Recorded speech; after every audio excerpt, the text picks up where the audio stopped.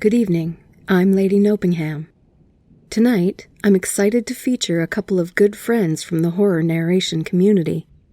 Our story is called Deep in the Bowels and was written by DarkLittleVoices. Voicing the part of Logan is Nightmare's Edge. Their links will be down in the description, so go and show their channels some love.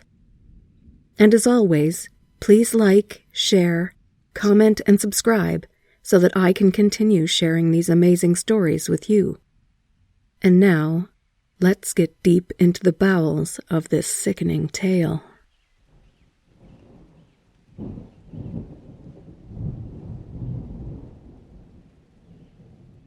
Deep in the Bowels, Extended Edition, by Shade of DarkLittleVoices. The following was posted to a local Sacramento forum on September 3rd, 2023. Please help. I've been searching for my boyfriend, Logan, for at least 3 hours now. He hasn't answered my calls or texts since I convinced him to go see a doctor about his recurrent stomach pains. This whole mess started a few months ago. It started the morning after we went on a date for our anniversary. Logan complained of stomach pain, so naturally, I thought he was just going to throw up, and I, of course, would have to help him clean up.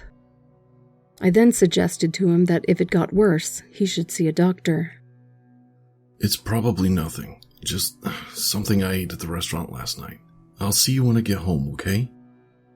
I'm in the middle of making breakfast. Aren't you hungry? No thanks. I feel full somehow. If anything, I'll get something to eat at work.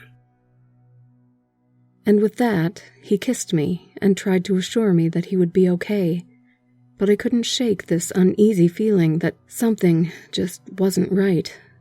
For starters, I've been dating Logan for well over 5 years, and he's never turned down a meal, especially not breakfast. I tried to tell myself that maybe his stomach is just recovering from whatever it was that he ate on our date last night. Well, it's been months now, and though our anniversary meal had all but faded from memory, my concerns for Logan's health have only increased with time.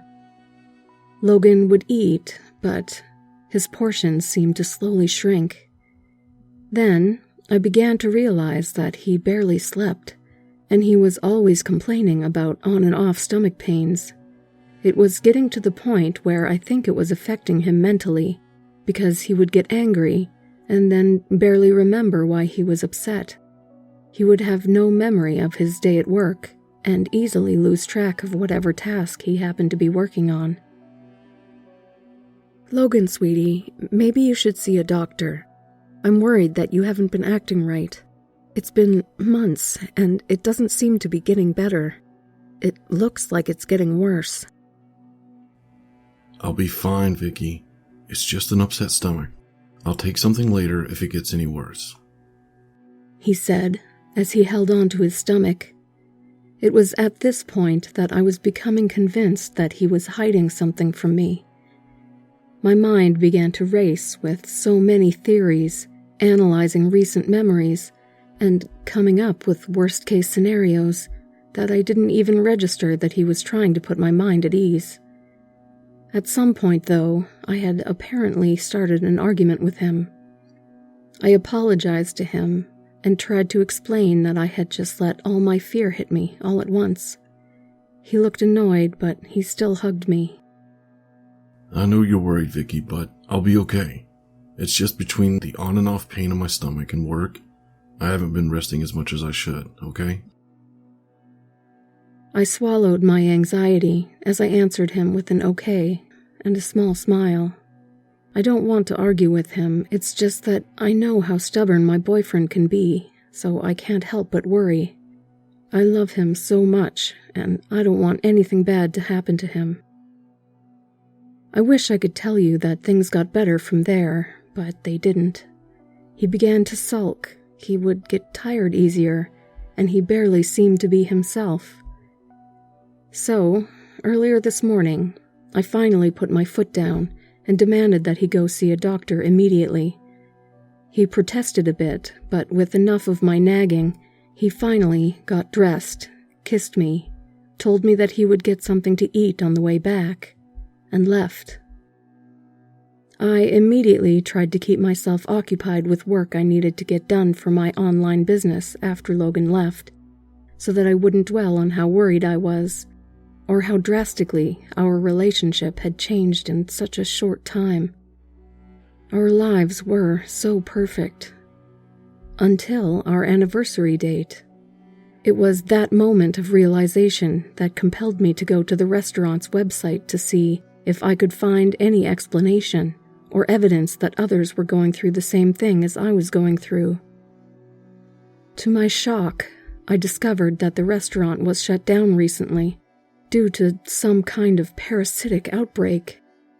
It was at this point that I began to panic, and I've tried repeatedly to call his cell phone, but he's not answering. It's as if he keeps allowing it to just go to voicemail. I couldn't just sit and wait for him to return after finding out this information, so I left the apartment in search of him and managed to find his car just up the road. My heart leapt into my throat as I approached it. I looked into the car, expecting to see him in the driver's seat, but nothing. The keys were in the ignition and the car was running.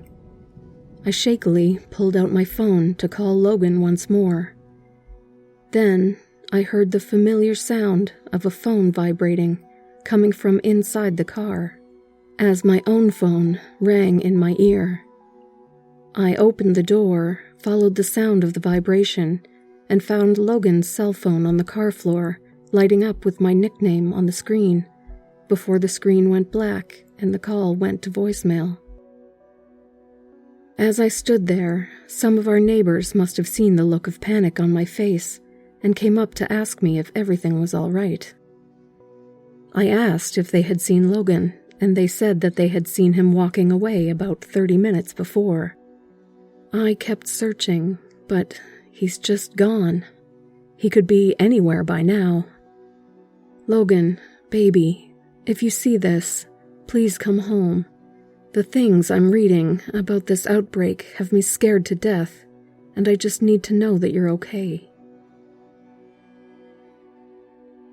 Update, September 9th, 2023. I've been holding out for the last 2 to 3 days in our apartment. I kept hoping with everything in my heart that I would find him, or that he would come home. But at this point, I just want to know that he's alive somewhere out there. The parasitic outbreak has now claimed most of the city, and since the lockdown, all I can do is sit here, feeling isolated and utterly helpless. I'm writing this because, honestly, I don't know what else to do, and I don't think I can take much more of this. I'm going after Logan at first light tomorrow. For anyone who didn't see my first post, let me quickly recap my situation. April 8th, 2023. Logan and I went on our anniversary date to a restaurant called the Olympic Buffet Feast. After we got home, Logan quickly became sick. Despite suffering for months, it took my persistence and finally putting my foot down for him to head to the emergency department to see a doctor. He left, and that was the last time I saw or heard from him. As it turns out, half the city, and I can only assume Logan, had mysteriously disappeared, only to be discovered in what authorities have identified as an old mining cave just outside the city, called the Devil's Bowels. As of yesterday, the CDC has announced its recovery of a few bodies from the cave that were found to be infected with some kind of mind-controlling parasite. They believe that it was this parasite that has caused the victims to mindlessly walk into the mine, but no one seems to know why. Sadly, this is all the information I've been able to get. None of the bodies recovered to date have been identified, so I have no way of knowing if any of the corpses are Logan. Military special forces are blocking all entry to the mine, but that's not going to stop me. I've made up my mind. I'm going into the Bowels to find Logan, and I'm going to bring him home. Update, September 12th, 2023. The morning after my last post, I grabbed as much gear as my petite frame could carry, drove to a desolate spot as close to the mine as I thought possible without being caught, heaved my gear onto my back, and headed towards the cave on foot. To be honest, I didn't think I would get any closer than about 5 miles from the mine. However, it wasn't as well guarded as I had initially thought. Once I got close enough to see the mine entrance, I could see men in hazmat suits going in and out of the Bowels. Under different circumstances and happening to different people in a different part of the world, I would have found this all very fascinating. However, being at ground zero, I felt only waves of fear and a gnawing grief, knowing that Logan had to be in that abyss somewhere. Being momentarily lost in thought, I almost jumped out of my skin as I heard a sudden, blood-curdling scream and watched in horror as a man came hurtling out of the cave and was immediately fired upon by soldiers that were somewhere outside of my line of sight. The man gave off a disgusting, wet scream, whatever infecting him causing his cry to sound as though it was coming from underwater, before he collapsed onto the ground with a sickening splat. I then watched as a squirming mass extended from the mouth of the cave and slowly dragged the corpse of the man back inside the mine. His blood had soaked the ground initially, until the remaining swarm of parasites slurped every bit of blood off the ground as well.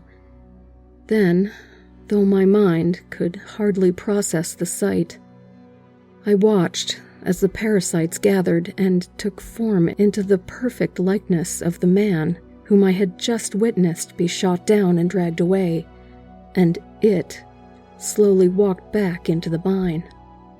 With each step, I could hear the distinct squishing sound, and it took everything in me not to vomit right then and there. In the shock of the moment, as I stumbled backward from where I had been sitting on the crest of a hill, a patrol vehicle drove past and almost caught me, but I ran and was able to hide in a thicket of bushes. They were unfortunately able to confiscate my supply bag from where I had left it, but my determination to find and rescue Logan did not waver. I would just have to do without.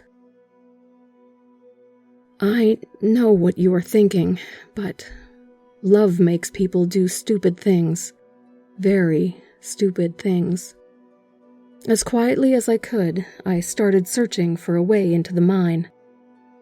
Fortunately, and unfortunately, it wasn't too difficult to find, as I managed to trip and fall into a hidden vent that had opened up from the mines below, and I fell pretty far, only stopping as my hands found a length of metal, and I was barely able to grab hold. Despite the pain I was feeling from the fall, somehow I managed to lift myself up onto an old rail track that led from one part of the mine to another.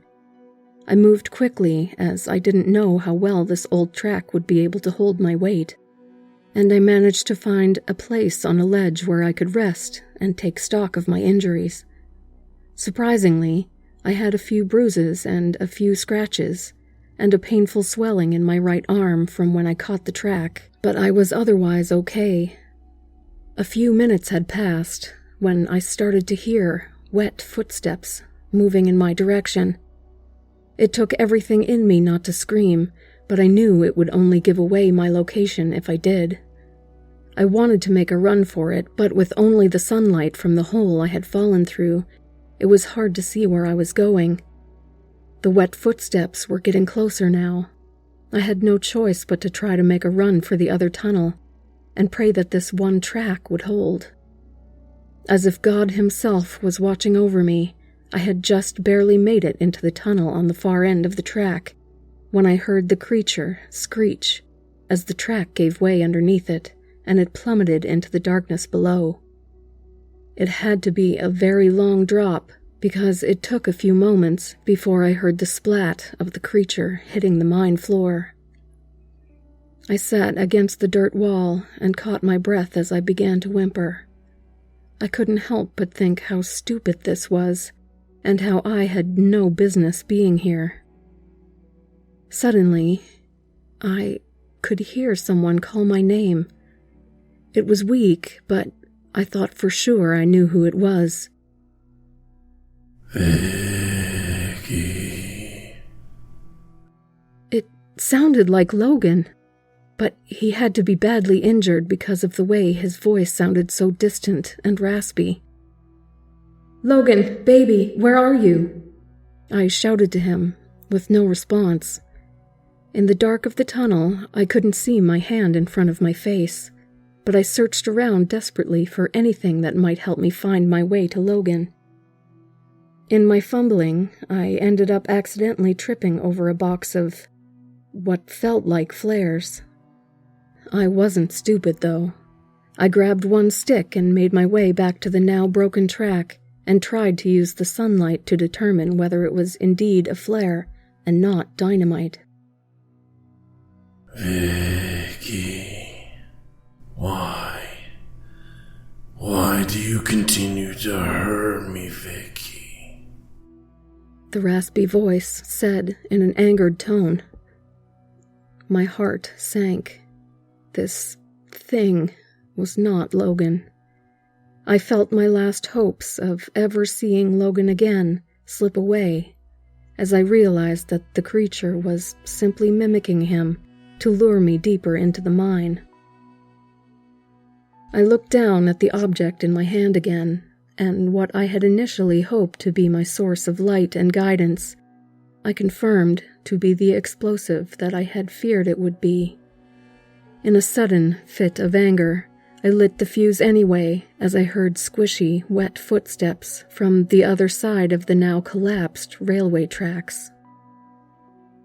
"You took everything from me. Now I'm going to do the same to you."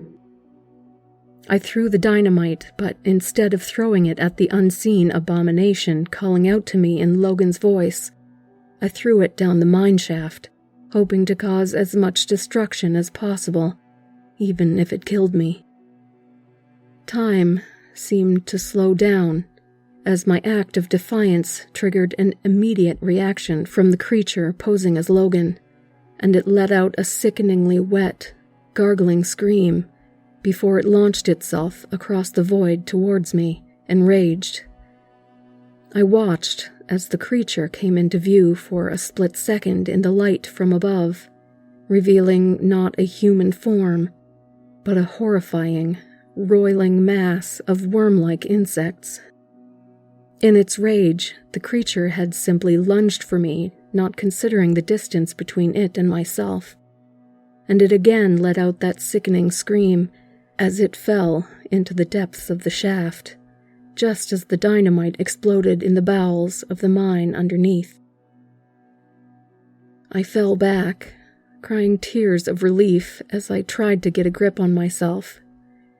Within seconds, though, I heard what sounded like a massive, squirming river of parasites quickly closing in on me from every direction. Knowing that there was no other way to go but down, I resigned myself to my fate and curled up in a ball. With no way of escaping, I couldn't help but scream as I thought about how I would never see Logan again. I screamed as I felt all of this was my fault somehow.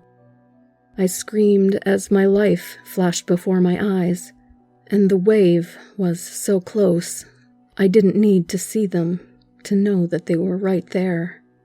I just knew this was the end. Suddenly, I felt strong hands lift me up, and arms wrapped tightly around my waist, and I realized that I was being pulled up to the surface. Hang on! I heard my savior shout at me as he called out. Pull now! Upwards, towards the vent that I had fallen through. I recognized the uniform of the mysterious man immediately as one of the special task force protecting the area. I couldn't help but to sob with relief. My peace was quickly destroyed, however, and I let out a desperate scream as I looked down to see that the worm-like creatures below were rapidly piling up on themselves in order to reach us. Some of them even tried to jump and attach themselves to our shoes. The special agent acted swiftly, dropping a grenade down at the disgusting mass. The last thing I could hear, besides more explosions, was that same loud, gargling scream. I shut my eyes tightly as we finally got to the surface. Despite being in shock from everything I had just gone through, I found myself being handcuffed and dragged into the back of a van, where I was blindfolded and read my rights. I tried asking questions, but they refused to answer anything. About an hour into the drive, I heard a voice that my shattered mind just could not accept. Surely this was just a trauma response, my psyche desperately trying to cling to the familiar. Sorry for the informalities, but you aren't allowed to see or know where we are going. I shook my head as I tried to get a grip. The light filtering through my blindfold dimmed, as though the vehicle was entering a darkened area, and it felt like we were going down a hill. "Who are you?" I said weakly, as I felt there was barely any fight left within me. Special Agent Norman Carter of the Federal Bureau of Unexplained Threats, and according to our files we have on you, you are Victoria Woodland, age 22, 5'8", 128 pounds, and let me guess, you were going after Logan Forsman. "How do you know so much about me? What did you do with Logan?" I shouted as I could feel the rage building up inside me. He slowly removed the blindfold and then took off his helmet. It was Logan. Hey, beautiful. Told you not to worry about me. In the utter confusion of that moment, I wanted to sock him into next week. But instead, I broke down crying into his tactical gear. He held me tight as the driver shouted back at us not to do any funny stuff. We both laughed as he undid my handcuffs. He explained to me that his real name was Norman Carter, that he was sorry that he had had to keep all this from me, but that the love he had for me was always real. Final post, September 23rd, 2023. I have been forced to move elsewhere for now, as they have still barely kept the situation at the Devil's Bowels under control. Obviously, there has been a lot more that has transpired that I can't discuss, due to the ongoing threat. But, as for Logan, or Norman, there's still something that bothers me, something that chews away at the back of my mind as I lay in bed trying to sleep at night. He said that the creatures have the ability to somehow mimic the voices of the ones we love, just like the Wendigo, but they needed the corpse of at least one living person that we were close to in order for that to work. So, my question remains, how did it mimic Logan's voice? And how did it know my name?